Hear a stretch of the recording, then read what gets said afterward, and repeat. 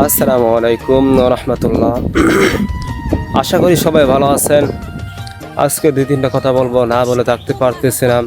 ফেসবুকে ঢুকলে দেখা যাচ্ছে অনেক কিছু, অনেক ছাত্র ভাই আক্রমণ হচ্ছে, আহত হচ্ছে, অনেক কৃষকরা আহত হচ্ছে। তারা কেন আহত হচ্ছে আপনাদের বুঝতে পারছেন বা দেখতে পারছেন, আপনারা সবাই জানেন কেন আহত হয়েছে। আজকে দেখেন তারা হলো মুক্তিযোদ্ধার সৈনিকরা, মুক্তিযোদ্ধার সন্তানরা, মুক্তিযোদ্ধার নাতিন পুত্ররা।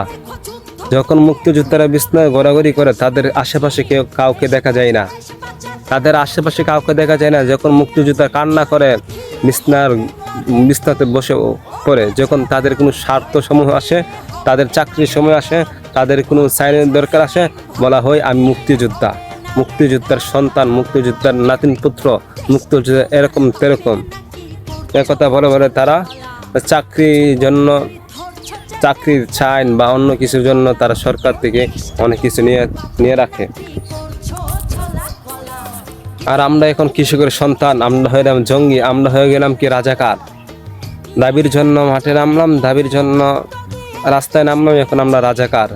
আমাদের উপর আক্রমণ করা হচ্ছে, আমাদেরকে আহত করা হচ্ছে। এখন তো আমাদের আশেপাশে আমাদের পরিবার আশেপাশে এমন কোনো নাই, মুক্তিযোদ্ধারা নাই।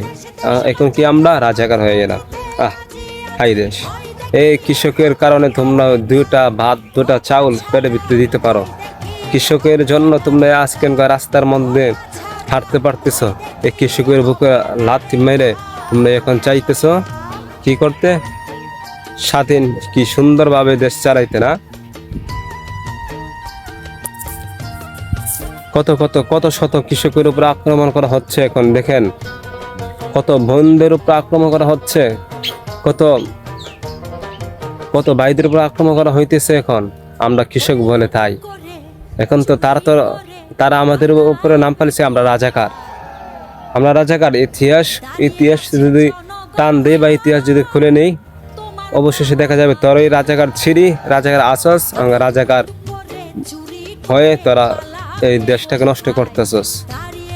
তোরা চাইতেছি এই দেশটাকে আরো খারাপ দিকে নিয়ে যাইতি। তাদের আসল কারণ, মূল রহস্য হইতো এটাই।